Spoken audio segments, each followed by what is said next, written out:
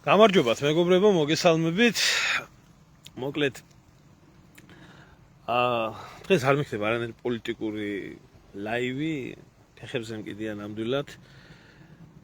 იმიტომ რომ მაქსი ბინძურიაზე საუბარი ისედაც ყელში ამომსვლელი არის და უფრო ბევრად მნიშვნელოვან თემაზე მინდა გაგესაუბროთ. ეს ეხება ზოგადად ჩვენი ერის მდგომარეობას ეხება და საერთოდ რა მდგომარეობაში ვართ და რა შეხედულებები გაგვაჩნია და რა პრიორიტეტები გაგვაჩნია და როგორი საერთოდ ცხოვრებით ცხოვრობს ერი, აი ამაზე მინდა საუბარი. უბრალოდ დიდხანს არ მოგაწყენთ თავს და ეს ყველაფერი გამოიწვია უბრალოდ ერთმა მოვლენამ, რომელი მოვლენაც გუშინდელი ფეხბურთის თამაშის შემდეგ ან თუნდაც თამაშის პროცესში განვითარდა და მიმდინარეობს, ახლაც მიმდინარეობს ეს ყველაფერი და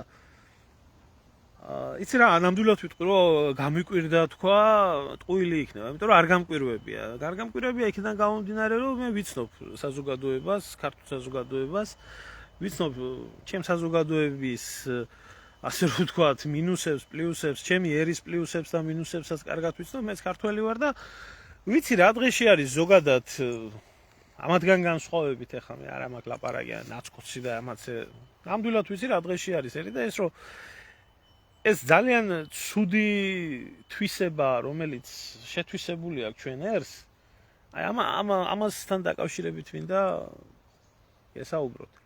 არა მაქვს საუბარი იმასთან დაკავშირებით, რომ მე ახლა ვინმე შკუა ვასწავლო ის წავაგეთ, ხო? აი წავაგეთ. გასაგებია. მე ახლა რა კომპეტენცია გამაჩნია ვისაუბრო კაცზე, რომელმაც ქართველი ერის ოცნება აღდინა და საქართველოს ნაკრები გაიყვანა ევროპის ჩემპიონატზე, გუნდი შეკრა, აგვახარა იმ ჭაობიდან, რომელიც ჭაობიც მიმდინარეობდა ბოლო 30 წელიწადი საქართველოს ნაკრებში, ხო? ანუ მე რა ჭკუა უნდა ვასწავლო, ეხლა ვილი სალინოლის ვინსად უნდა დაიყენებ, ამიტომ ამაზე მე არ გავაკეთებ აქცენტს. მწვრთნელია, მშვენიერი ნაკრები ჩამოაყალიბა, დააყენა და არ მიმაჩნია, რომ კომპეტენტური ვარ ამ საკითხში და იგი სანიოლზე მეტი და სხვებზე მეტი, რომ მე მას ვასწავლო ჭკუა. უბრალოდ წავაგეთ, ხო? გასაგებია ახლა. ვეწყინა ჩემი სიყვარული და დამოკიდებულება თურქეთის მიმართ და თურქების მიმართ ძალიან კარგად იცით, როგორ მიყვარს მე ჩვენი ისტორიული მეგობარი ბწყალებში, რა თქმა უნდა, აქ ამას თავისი ისტორიული მიზეზი, ლოგიკური მიზეზი, თან ეს დღეებია მუშაობ მის საკითხზე, რასაც ქართველების გენოციდი ქვია ოსმალეთის იმპერიაში და აუცილებლად სულ მალე მოვახდენ ამ თემის სრულად დამუშავებას და მინდა წარუდგინო საზოგადოებას, რომ აზრზე იყვნენ, ახლა ოსმალეთის იმპერიამ და თურქეთმა რა გაგვიკეთა, ვინც არ იცის, რომ გავახსენოს ფაქტებით და მტკიცებულებებით. ახლა რა თქმა უნდა, ფეხბურთის სპორტზე მეტი არის და რა თქმა უნდა, მე ძალიან გამიხარდებოდა ის, რომ მოგვეგო თურქებთან. მაგრამ ილუზიებიდან ადამიანები ვერ გამოდიხართ, ხო? ელემენტარული ფეხბურთის მოგება არ ნიშნავს ტერიტორიული მთლიანობის აღდგენას, ფეხბურთში მოგება არ ნიშნავს ისტორიის შემოbrunებას და მსგავს რაღაცებს. არის სპორტი, არის დიდი ემოციის და ბევრი რაღაცის, ასე რომ ვთქვათ, განწყობის შემცვლელი, მაგრამ ეს სპორტია, არ უნდა დაგვავიწყდეს და სპორტში კიდე ან მოიგებ, ან წააგებ. ეს აბსოლუტურად ნორმალური არის. ყველას მოსვლია მსგავსი რაღაცეები, აქ არ მომხდარა რაღაცა სენსაცია, არ მომხდარა რაღაცა სასწაული. ფეხბურთი რო ფეხბურთია, დინამიური სპორტია და ესეთი რაღაცეები ხდება, აგერ მსოფლიო ჩემპიონატის ფინალში ბრაზილიამ ხუთგზის მსოფლიო ჩემპიონმა საკუთარ ქვეყანაში, საკუთარ გულშემატკივრებში მსოფლიო ჩემპიონატის ფინალში გერმანიის ნაკრებთან ბრაზილიაში წააგო 1-7, როგორც მახსოვს. ფინალი იყო. მსოფლიო ჩემპიონატის ფინალი.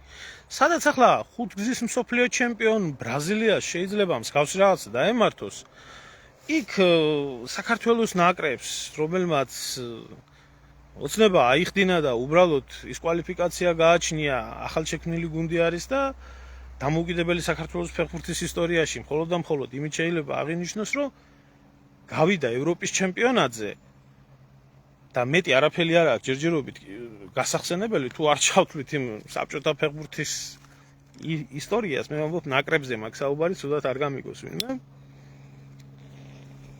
ეროვნული ნაკრების ისტორიას ბევრი არაფერი არ აქვს გასახსენებელი და გამომდინარე აქედან, რომ თუ კი ბრაზილიას შეუძლია საკუთარ სახლში 1-7 წააგოს მსოფლიო ჩემპიონატის ფინალი, საქართველომაც რომ წააგოს თუნდაც თურქეთთან, რომელიც ბევრად გამოცდილი ნაკრებია, ბოლო-ბოლო 85 მილიონიანი ქვეყანა, მეტი განვითარებული ჩემპიონატი აქვს და მეტი მდიდარი კლუბები ყავს და მეტმაღალ დონეზე არის ფეხბურთი, არც ამაში ვხედავ ტრაგედიას, ისიც არც ისე ტრაგიკული ანგარიშით 2-3. რომ გაემართლებია, ალბათ 3-3 დამთავრდებოდა, ხო? და საერთოდ ყველაფერთან ერთად იღბალის გჭირდება. ვერ ვხედავ ამაში რაღაცა ისეთ ტრაგედიას ჩვენი სპორტის და ჩვენი ფეხბურთის დაქცევაში, რომ აი ასეთი რეაქცია ქონოდა საზოგადოებას. არ მახსოვს ფინალი იყო, ნახევარფინალი იყო, ახლა არც ისეთი გადამკვდარი გულშემატკივარი ვარ სხვა ქვეყნის ფეხბურთების, მახსოვს ეს ფაქტი იყო. ვერ ხედავ ამაში იცით ტრაგედიას და მე მინდა ამ ხალხს ერთი ელემენტარული რაღაცაზე ეს ერში ჩადებული ხასიათის ნაწილი არის და ამას რა ისტერიკა ატეხეთ ერთი ამ ხალხმა. ჯერ ბიჭო დავიწყოთ იმ კატეგორიას საზოგადოებიდან, რომელმა საზოგადოებამაც, აი პირველ რიგში მინდა ამ კატეგორია ხალხს შევეხო, რომლებმაც პირველი ტაიმის შემდეგ 2-0-ს, როდესაც აგებდა საქართველოს ნაკრები, ადეკით და დატოვეთ სტადიონი. სტადიონი რა მდგომარეობაშია და ხალხი მაგივრად დროშა რო იყო, იქ გადაფარებული და ამდენი ხანი ვერ მოიყვანენ წესრიგში, არ მინდა ახლა ამაზე ლაპარაკი, საგინებელია ეს მთავრობაც და ეს ფედერაციაც და ესენიც ამაზე არ ალაპარაკი. მაგრამ ხალხზე აი თქვენ როდესაც ერთ დღეში გაიყიდა მთელი ბილეთი და რამდენი ადამიანი ოცნებობდა, რომ ბილეთი ეყიდა და გარეთ დარჩა. ადექით და ნახევარი ტაიმის იმის, რა ქვია, შეხვედრის დროს დატოვეთ ესა, რა ქვია, ნაკრების თამაში გაჭირვებაში და როდესაც აგებდა თქვენი გუნდი. საფეხბურთო ლოგიკით რომ მივყვეთ, მეორე ტაიმში თქვენი არ ყოფნაში მეორე ტაიმი მოვიგეთ 2-1, ხო, შედეგით ასე რომ ვთქვათ. ტაიმების იმით რო ვიტყვი. და ხალხი ოცნებობდა იმას, რომ ბილეთი ეყიდა. რომ დასწრებოდა სტადიონზე თამაში და იყურებია ბოლომდე. ამის კულტურა არ აქვს, ამის ზნეობა არ აქვს, ამის ელემენტარული აი მოგება რო ყოფილიყო ყველა დარჩებოდით ალბათ და წივილ და ვარა მაგრები ვართ, ქართველები და ასე შემდეგ. ანუ რას ნიშნავს იცით ეს? ეს იმას ნიშნავს, რომ გამარჯვებულს ბევრი მეგობარი ყავს და დამარცხებულს ესა, რა ქვია, ნამდვილი. არ გიყვართ თქვენ არც ფეხბურთი გიყვართ, ვინც ეს გააკეთეთ. არც თქვენი ქვეყანა გიყვართ, თქვენ გიყვართ უბრალოდ სიამოვნება და ათქვეფა ამ ყველაფერში, რომელ ყველაფერშიც უბრალოდ მონაწილეობს. და საკმაოდ დიდი მასა იყო. ელემენტარული უკულტურობა, უსინდისობა ნამდვილად და საერთოდ ფეხებზე დაკიდება არის რა. როდესაც ამხელა მასა უბილეთო დარჩა და თქვენი ნაკრები მიატოვეთ გაჭირვებაში. ხო. აი ეს არის. ჩემი დამოკიდებულება ამ ხალხის მიმართ ძალიან ნეგატიური. ვინც ახლა პრობლემების გამო მოუწია დატოვება, ეს სხვა საკითხი. აი ხალხმა, რომლებმაც რადგანაც აგებდა საქართველოს ნაკრები 2-0-ს და გაჭირვებაში რო იყო, მიატოვა ეგრე უბრალოდ და გაიქცა. ოჩახ, ალადიც. ასე მიატოვებთ თქვენ თანამებრძოლს ბრძოლის ველზე, ასე მიატოვებთ ქვეყანას გაჭირვებაში და საერთოდ რა თქვენ თავის ხალხი ხართ. მე ესეთი დამოკიდებულება მაქვს ამ ხალხს. იმიტომ ესეთი რაღაცეებიდან ჩანს.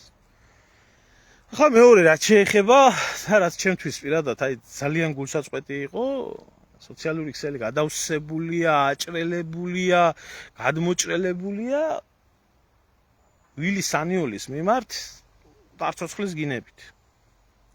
ბიჭო. არ ვიცი რა.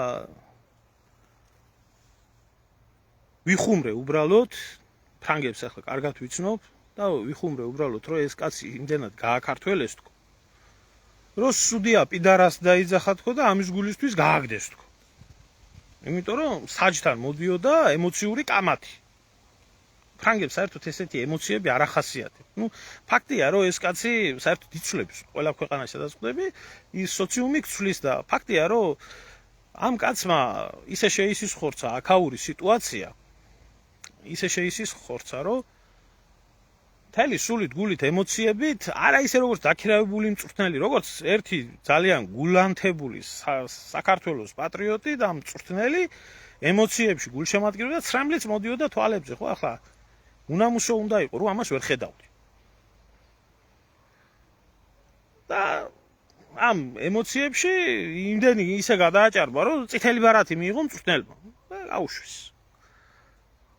ბიჭო ამ კაცს სულ ცოტა ხნის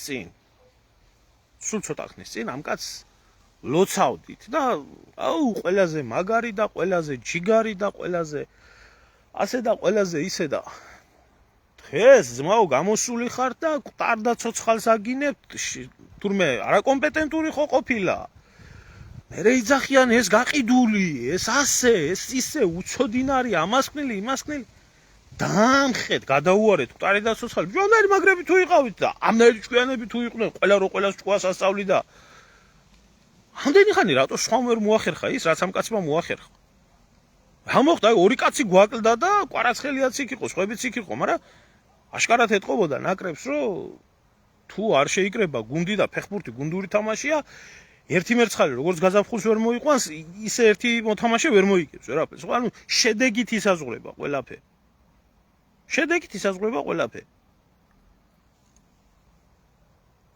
რა ვიცი საპატიოს ქართველი ღირსების ორდენი და გუშინ მაკაცის ფასი არავინ არ ყავდათ და დღეს პარ და ცოცხალს ამხობს უყველა ნუ ახლა მე იმ კატეგორიაზე მაქვს საუბარი ვინც ალბათ სტადიონი დატოვა და ვინც ამხობს პარ და ცოცხალს რა კომპეტენცია გვაქვს საიმისო კაი შეიძლება გქონდეთ მაგრამ არასწორები რო ხართ ამაში ხო ხვდებით როგორ შეიძლება რომ კაც რომელსაც სულით გულით ეთყობა როგორ უყვარს საქართველო და რამხელა შრომასდებს და რამხელა ემოციური კავშირით არის და კარგის მეტი არაფერი არ უნდა არც ნაკრებისთვის არც იმისთვის ასე ამხო ყარი ცოცხალი და იმის გამო რომ გუნდმა სახში წააგო აი რა ლოგიკაში ჯდება ეს რა კაცობაში ჯდება რა ადამიანობაში ჯდება რა ღირსებაში ჯდება რა ჭკუაში ჯდება მე არ ვიცი ეს უბრალოდ რაშია საქმე იცით აი ბოლოში შეჯამებასაც გეტყვით ჩემსაც და ისა ეხლა კიდე ძალიან გავრცელებული ისა ტერმინი რომ ეს ყველაზე მეტი გულისამრევი რომ თამაში რადგანაც წავაგე თამაში იყო გაყიდული ნუ ადრე ისიც იყო რომ თუ მოვიგებდით ისიც გაყიდული იყო დაბრუნდა ეს ძველი ტერმინები და ეხლა ვინმეს წარმოგიდგენიათ რომ ეს ბიჭები რომელი ბიჭებიც ასე ერთმანეთის სიყვარულში ერთმანეთის გვერდის დგომაში და საქართველოს ფეხბურთის უახლესი ისტორია დაწერეს ამ კაცთან ერთად ფულს აიღებდნენ ახლა ვინმესგან და გაყიდიდნენ თამაშს აი ელემენტარულს გეკითხებით აი ელემენტარულ კითხვას ვსვამ აი რომელიმე იქ მამარდაშვილმა გოლი როგორ გაუშვა რა იყო თქვენ კაი ხალხო კაცი ერთი უთამაშებელია სათამაშო პრაქტიკა არ აქვს ხო რას ქვია ვერ ითამაშა ლამის შეჭამეთ ის რა ქვია მიქაუტაძე გუშინ მისი ფასი არავინ არ ყავდათ აი დღეს ყარ და ცხალს აგინებთ ვერ ითამაშებ იქნება არ წაგივიდა ადამიანს თამაში ხო არ წაგივიდა იქნება ადამიანს თამაში მოხდა იქნება ასე ამიტომ უნდა ადგე და აგინო შენ ნაკრებს უნდა ეძახო გამყიდველი უნდა ეძახო რა ვიცი იქ მილიონების გამო თავს ზოგავს ამას შვება იმას შვება ეს რა არის იცით ხალხო ეს ახ მარტო სპორტზე არაა საუბარი ზოგადად ეხება ძალიან ბევრს საქართველოში რა აი ესეთი ბოზური სულის ადამიანებმა ბევრმა როდესაც იყო ეროვნული მოძრაობა, როდესაც იყო საქართველოს დამოუკიდებლობა და აუდით ქართველობაზე როდებდნენ თავს და ვაშკაცობაზე და ამაზე და იმაზე. გვერდში ვარ და მოიპოვა საქართველოს დამოუკიდებლობა, პირველივე გასაჭირი, როდესაც დადგა იმ წუთში მიატოვა. სად სპორტი და სად პოლიტიკა, მაგრამ ერთი და იგივე არის. ადამიანის ფსიქოლოგია არის. როდესაც ომი დაიწყო, ისიც მიატოვა. როდესაც ქვეყანაში გაჭირვება დადგა და ეს დადგა, ისიც მიატოვა. და იქ იმისთვის იდგა, რომ მოდაში იყო საჭირო და სიამოვნებას ღებულობდა იქ, ვითომ მაგარი ის იყო, ისე როგორც ფეხბურთის შემთხვევაში. აი ეს მიმტოვებლური, ეს უმადურობის, ეს უსინდისობის თავით რო უნაყო ხალხს მასაზე მაქვს საუბარი. აი ხო ძალიან დიდი სიყვარული ვიცით ქართველებმა და აი რაღაცა უზომოდ დიდი ემოციების გამომხატველი ხალხი ვართ და ეხლა მახსენდება, ახლა მკითხულობდი სანიოლი წერდა, იგივე სანიოლზე მაქვს საუბარი, რომ შევიცვალეო საქართველოში უბრალოდ რა გარემოშიო მოხდიო, ცოტა სხვანაირად ხედავ ყველაფერს, იმიტომ რომ ფულიო ვერსად ვერ გადამიხდიაო, სადაც მოხდებიო და რესტორანი იქნებაო თუ რა იქნებაო, ყველგანო ჩემაგივრათო იხდიანო და ესეთიო არ გაუგიათ ესეთი რაღაცა არ არის ამათ მენტალიტეტში და ყველა ცდილობს რომ რაღაცნაირად პატივი მცესო და ეს ხო შეგვიძლია და ეს შეგვიძლია სამაგიერო ძალიან ბევრს. მე არ შემიძლია მაპატიოს ღმერთმა, ნახდათ არ შემიძლია არავის გაჭირვებაში მიტოვება, მაგრამ ქეცბაია რო ყვებოდა და რასაც ქეცბაია ყვებოდა ამ ფეხბურთზე და ამ მოვლენებზე და ამ ჩასაფრებული ბოზები რო იქნებიან, ჩასაფრებული უბრალოდ. აგერო წავიდაო ესო ქეცბაიაო და წააგებს დედა ეტირებს, მე მეტირება მარტო დედაო, საქართველოს ნაკრები არაო, ქეცბაიაზე ხო არა აქ ლაპარაკიო. ნაკრების მწვრთნელი როცა იყო. საკუთარი ერის, საკუთარი ქვეყნის წაგებით სიამოვნებას ღებულობდნენ. ვერ იტანდნენ. იმ კაცს იმიტომ ვერ იტანდნენ, რომ სიმართლეს ლაპარაკობდა და ქართველი იყო და მოხარშულად იცოდა ყველაფერი. აქ რა ხდებოდა და როგორი დამოკიდებულება იყო. ნაკრებია ეს. ჩამოდი, როგორ ჯარში გიძახიან, მიდი და ემსახურე რა ფულს ითხოვ. შენი ქვეყნის სამსახურშიო. და სხვა ბევრი რაღაცეები, ამიტომ თემური ბევრს არ უყვარდა. სიმართლის გამო, აი თუ გინდა ის ტერი გაიჩინოს, სიმართლე უნდა თქვა. და არ ვიცი მე რა გითხრათ ამ ხალხს, აი ძალიან მწხვენია პირდაპირ გეტყვით რა, აი ძალიან მწხვენია, რომ უამრავი ადამიანი აღმოჩნდით ისეთი საქართველოში, რომ გუშინ ვისაც ესე იგი გმირად თვლიდით, რომელსაც არ უღალატებია თავისი ქვეყნისთვის და უბრალოდ ფეხი გადაუბრუნდა შეიძლება, ხო? ფეხი გადაუბრუნდა. და ვერ ითამაშა ის.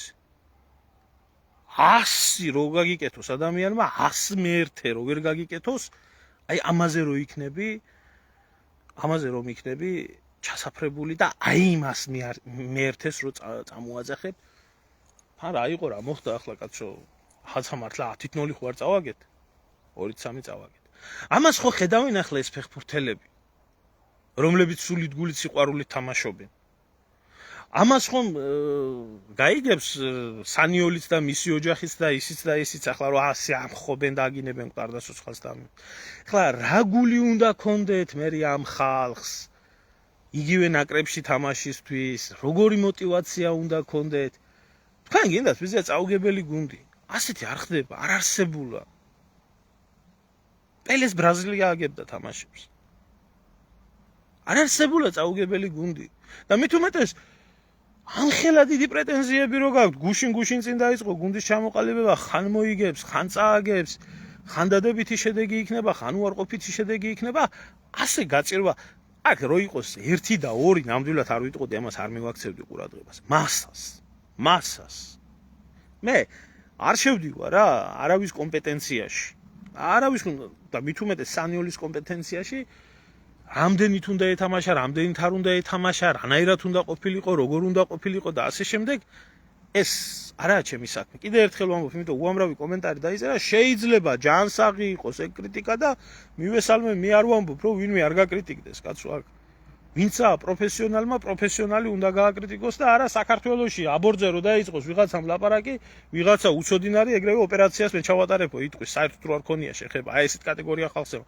ვინც ახართ პროფესიონალები ააკრიტიკეთ ბატონო და უკრიტიკო არავინ არ შეიძლება იყოს და აბსოლუტურად ჯანსაღი და ნორმალური მოვლენაა, მაგრამ მკვდარი აგინო, ცოცხალი აგინო, გადაუარო, წყალში ჩაუყარო ამ ადამიანს ყველაფერი. ნუ ეს ხო უნამუსობა და უსინდისობაა რა. ნუ კი ბატონო ნახევარფინალი იყო, ნუ გამლახავთ ახლა მაგის გულისთვის მიაძენ დამიცე რა. ხო, მე ფინალი მახსოვდა და ნახევარფინალი იყო, კი ბატონო. ნახევარფინალის წაგებად სახში ბრაზილიამ მსოფლიო ჩემპიონატზე გერმანიასთან 1-7 რო დამარცხდა, ესეც სირცხვილი იყო, მე თუ მკითხავ, მაგრამ გადაიტანა და რამენერად ცხოვრობს ბრაზილიური ფეხბურთი და ცხოვრობს ბრაზილია. და არ დაუტოვებია იქ ბრაზილიელ გულშემატკივარს სტადიონი. და არ მიუტოვებია მისი გუნდი გაჭირვებაში.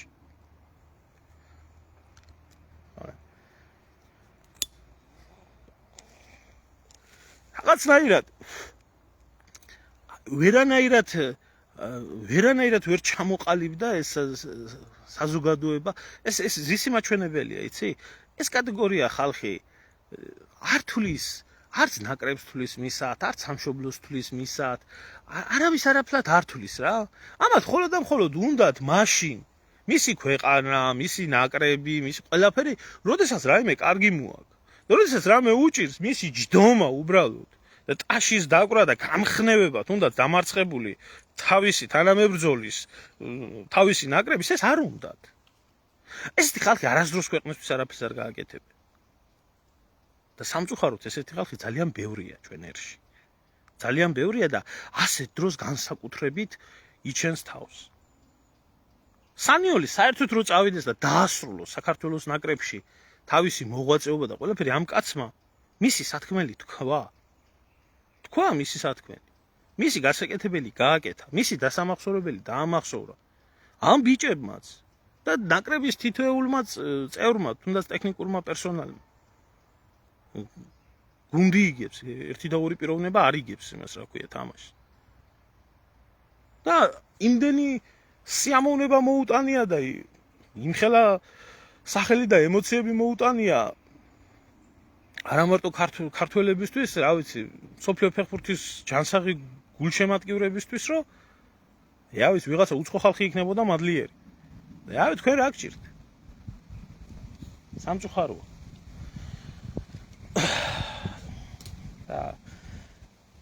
ეს პოლიტიკური ელემენტი კიდე ყოველთვის ახთა და ყოველთვის ეხლება ამ ყველაფერს, იმიტომ რომ მე ერთი დასკვნა გამომაქვს, იცით? აი ახლა უამრავი კომენტარი მხდება, რატო არა თამაშეს ის, რატო არა თამაშეს ეს, რატო არა თამაშეს ასიტყვი ამაზე მე ვინმე კი კიდე ერთხელ მე არ შევდივარ მწვრთნელის კომპეტენციაში.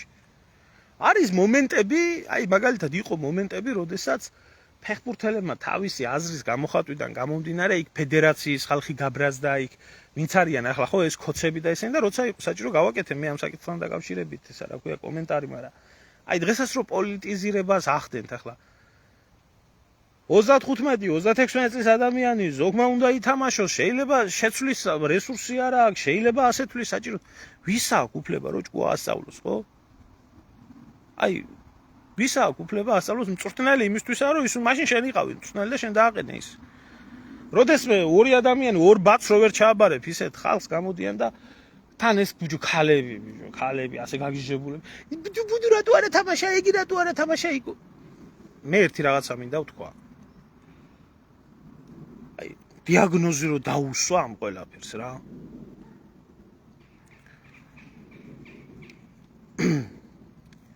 აი ელემენტარული დიაგნოზი რო დაუსვათ. სამწუხაროდ, აი ძალიან ჩემდა ძალიან სამწუხაროდ და ჩვენი ერისთვის სამწუხაროდ, აი იმ განვითარებული მოვლენებიდან, რაც ეს 35 წელიწადია მიმდინარეობდა და ახლაც მიმდინარეობს ჩვენს ქვეყანაში და ჩვენი ერის და ჩვენი ქვეყნის მიმართებაში რაც ხდება, მე მინდა ერთი კონკრეტული აი ესეთი ჩემი აზრი აი აქედან სხვა საზოგადოებიდან დანახული ჩვენი საზოგადოების მდგომარეობაზე ორი სიტყვა თქვა. მე გეუბნებით, რომ ძალიან დიდი ნაწილი საზოგადოების ეს არის მასიური ტოტალური ფსიქოზით შეპყრობილი ადამიანები, რომლებმაც არ იციან როგორ გამოხატონ ეს თავისი ფსიქიური აშლილობა, ტოტალური ფსიქოლოგიური დაავადება არის, ყველაფერში გამოირჩევა, აი ყველაფერში ერთ-ერთში მიყოლებით რო თქვა რომ შეხედა უკვე ადამიანებს ჯანმრთელობაზე ზედმეტი არის ლაპარაკი, ხო? აი კიდე არ მინდა ამ საკითხთან ახლა პოლიტიკას მოუბრუნდე, მაგრამ აი ერთი ელემენტარულს გეტყვით, ხო? ვიღაცა ქოცი, ადრე ნაცი, ვიღაცა ოდიშარია გამოსულა და ვიღაცა უძახის რომ აი კი როკჭირსო, მოკვდეო, ასეო, ისეო. შეძრწუნებული ახლა მთელი სოციალური ქსელი. და აღმოჩნდა, ახლა შეიძლება ხო არ მოგწონდეს ვიღაცა თანქალი. არ მოგწონდეს ვიღაცა, ხო? და პოლიტიკა სულ კრიტიკისა და ჩხუბის და იმისა. როდესაც მეორე ადამიანს, ქართველი ქალი, ქართველი დედა რო ქვია და უსურვებ კიბოთის სიკვდილს და ამას, აღმოჩნდა რომ მე თურმე ეს ქალი ყოფილა ფსიქოლოგი. ეს ქალი თურმე ყოფილა ფსიქოლოგი.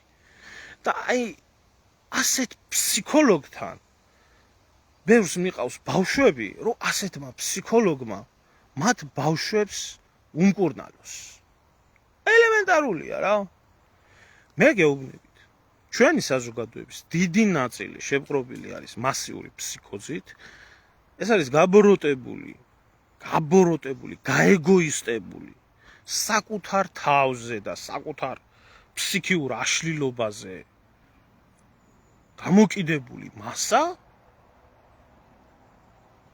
რომელმა მასამაც არც მადლიერება იცის, რომელმა მასამაც არც სწორი ანალიზის გაკეთება იცის, რომელ მასასაც საერთოდ დავიწყებულია ყველაფერი და ასე გონია რომ იმის რა ქვია ეს ან მას, მის ქვეყანას, მის ნაკრებს, თვითონ მის პიროვნებას და აი ამათ კი არ ეხება. ეხება ვიღაც სადღაც აი სერიალისტვის რო გიყურებია, სადღაც ახლა ეს სერიალები ძალიან მოდაში არის თან ეს.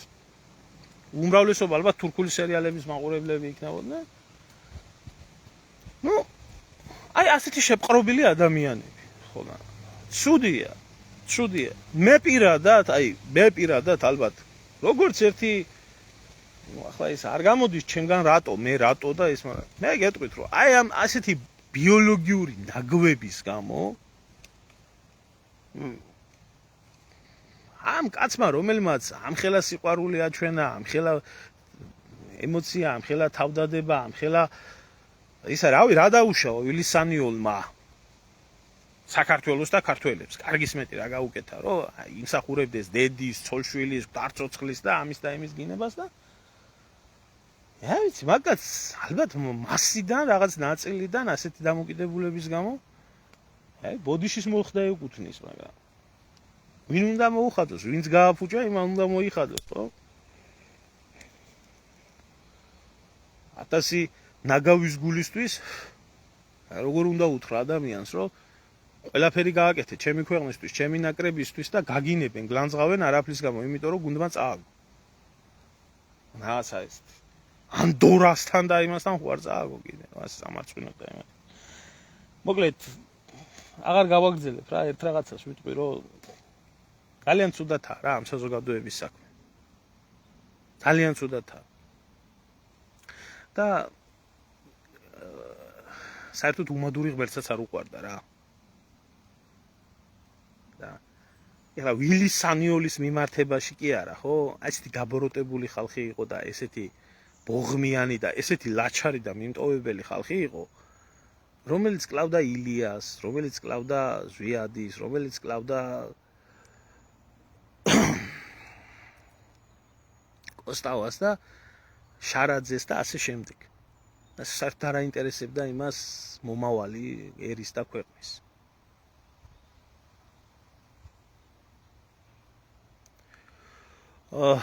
აი, სხვათა შორის ერთი რაღაცა მინდა გითხრა, აი, ფეხბურთის დიდგორობასთან გათანაბრება, აი არ მინდა წაგებო. არც უნდა გაათანაბრო ჩემს კი ფეხბურთი სპორტზე მეტი არის და ბრძოლა გვამების და დაჭრილების გარეშე, მაგრამ არ შეიძლება ეგეთ დამოკიდებულება, იცი?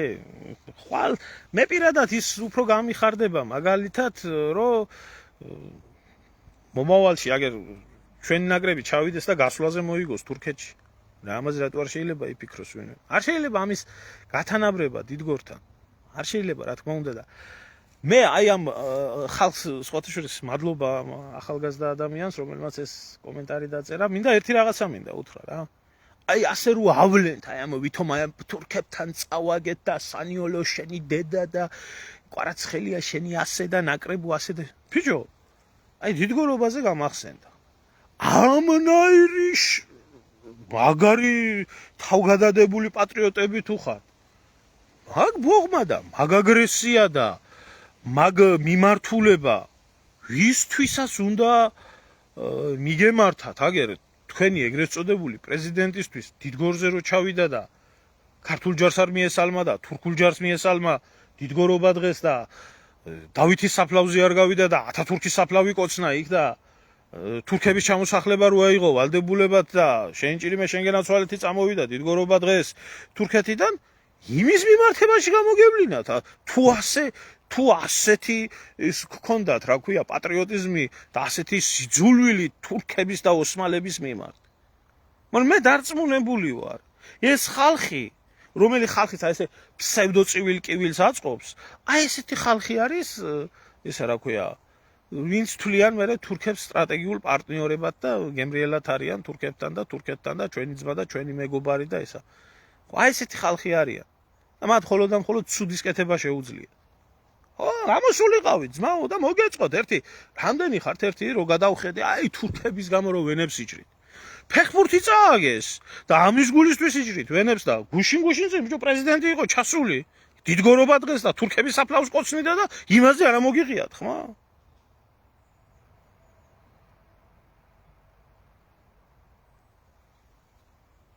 არ გამოსწორდებიან ძმაო. არ გამოსწორდებიან, რა იცი, საერთოდ ადამიანი არ იცვლება.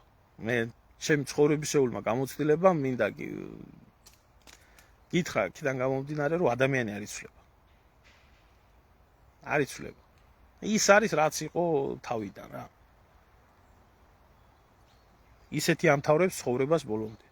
რაუშველის ახლა მხდალს და ლაჩარს მულტფილმი როა, ხო იცი? მაგრამ ვეფხსო თუო თაგვის გული აქო კატის ყოველთვის შეეშინდებაო ის ისე დარჩება ყოველთვის. კარგი ჩემოკარგებო დაგემშვიდობებით.